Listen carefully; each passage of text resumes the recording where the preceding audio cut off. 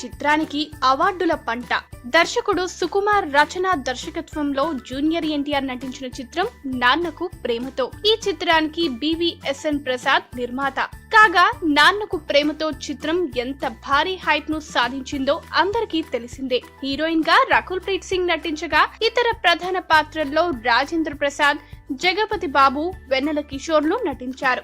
ఇక అబుదాబిలో Vivo SIIMA awards function లో ఈ చిత్రానికి గాను అవార్డుల పంట పండిందని చెప్పాలి. మొత్తం 5 విభాగాల్లో 5 అవార్డులను ఈ చిత్రం సొంతం చేసుకుంది. ఈ మేరకు సైమా అవార్డ్స్ నిర్వాహకులు అవార్డులను ప్రకటించారు.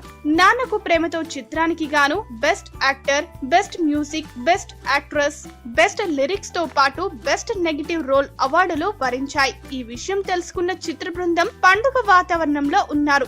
ఇన్ని అవార్డులు ఒకే ఫంక్షన్ లో రావడంతో నాన్నకు ప్రేమతో చిత్ర యూనిట్ ఆనందం వ్యక్తం చేస్తున్నారు.